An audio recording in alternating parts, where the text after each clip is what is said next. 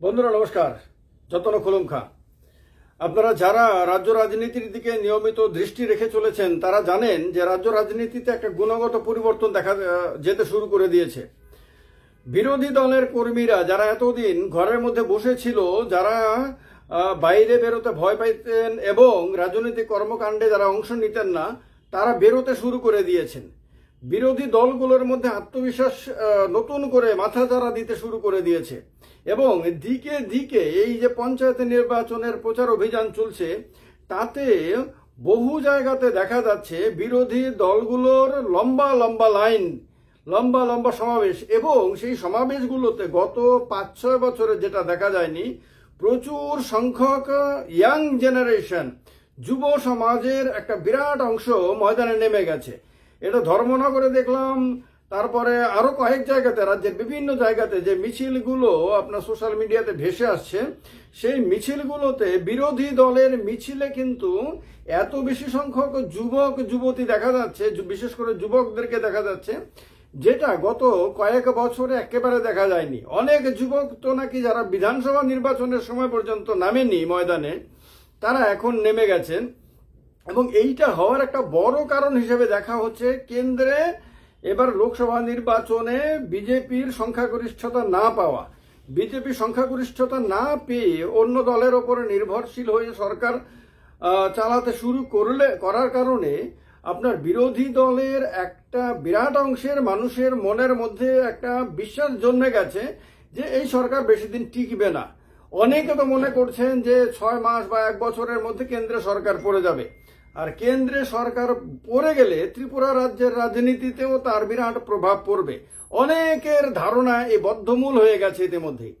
আর এই ধারণাটাই যত বেশি করে বিরোধী দলের কর্মী সমর্থকদের মধ্যে চেপে বসছে, ততটাই আপনার তার বিপরীত প্রতিক্রিয়া দেখা যাচ্ছে বিজেপির কর্মীদের মধ্যে। অনেক বিজেপির কর্মী নাকি বিরোধী দলের নেতাদের বাড়িতে গিয়ে গোপনে গোপনে দলত্যাগ করে নিচ্ছেন বা বুঝিয়ে দিচ্ছে যে তারা দলের মধ্যে থাকলেও তারা আগের মতন আর কাজ করছেন না বা আগের মতন আর পরিস্থিতি নেই।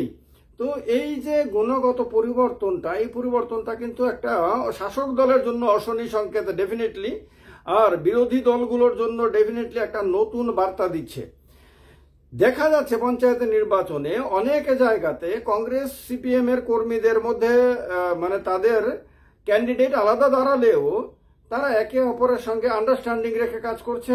আর সবচেয়ে বেশি দেখার বিষয় হলো তিপ্রা মথার কর্মীরা গ্রাউন্ড স্তরে বিজেপির কর্মীদের সঙ্গে না মিশে তারা কিন্তু কোথাও সিপিএম কোথাও কংগ্রেসের কর্মীদের সঙ্গে মিলেমিশে কাজ করছে। অর্থাৎ তৃণমূল স্তরে রাজ্যে একটা অঘোষিত আতাতের পরিবেশ দেখা যাচ্ছে।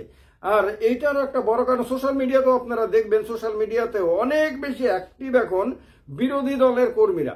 যে ছেলে মেয়েরা এতদিন কট্টরভাবে বিজেপিকে সমর্থন করত, বিজেপির হয়ে কথা বলতো বা বিজেপির বিরুদ্ধে কেউ কথা বললে একদম ছেঁকে ধরতো সবাই মিলে, এখন সেই ছেলে মেয়েরা অনেক স্তিমিত হয়ে গেছে, তারা অনেকে নিশ্চুপ হয়ে গেছে। অনেকে সোশ্যাল মিডিয়াতে থাকে কিন্তু ধর্মকর্মের ছবি দেয়, পোস্ট দেয়, রাজনীতি নিয়ে পোস্ট দেয় না। অনেকে তো ঘোষণা দিয়ে দিয়েছে এখন থেকে আর রাজনৈতিক পোস্ট দেব না। এই যে জিনিসগুলো, এই জিনিসগুলো কিন্তু রাজ্য রাজনীতির দিশা নির্দেশ করছে।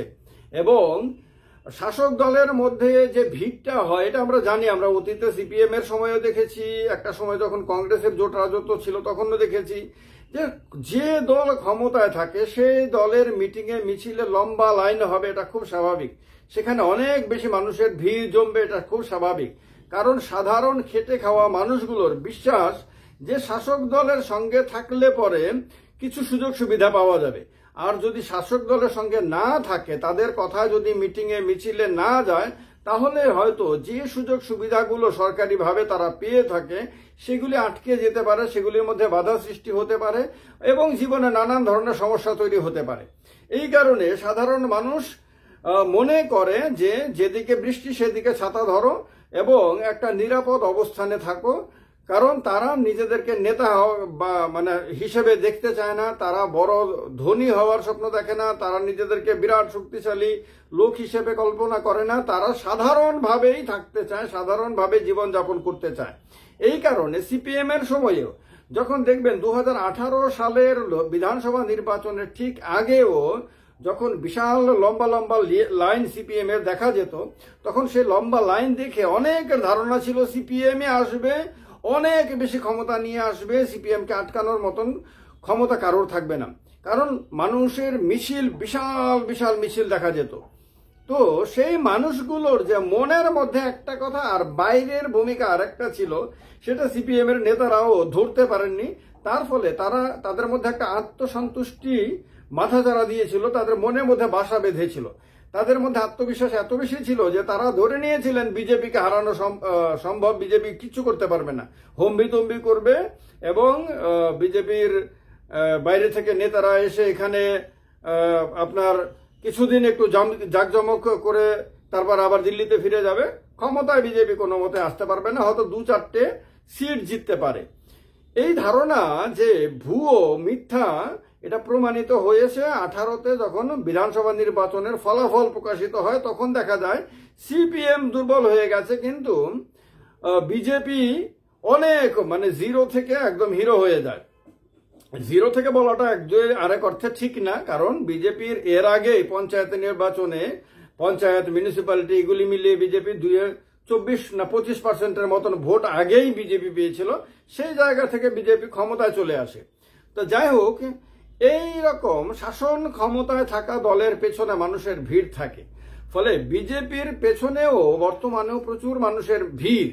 কিন্তু অনেকে বলেন, বিজেপির লোকরা অনেকে বলেন যে তারা মানে বিভিন্ন গোষ্ঠীতে বিভক্ত এবং অনেকেই কিছু না পাওয়ার কারণে মনের মধ্যে একটা ক্ষোভ, দুঃখ, জ্বালা যন্ত্রণা পোষণ করে দলের কার্যক্রমে যাচ্ছেন।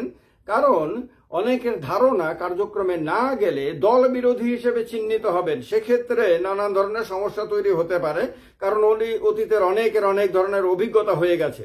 তো তার কারণে যাওয়াটা বাধ্যতামূলক বলে মনে করছেন এবং একটা অনুকূল পরিস্থিতির জন্য অনেকে অপেক্ষা করছেন। এইবারে লোকসভা নির্বাচনের আগে অনেকের ধারণা ছিল যে সম্পূর্ণভাবেই ক্ষমতায় পরিবর্তন হবে।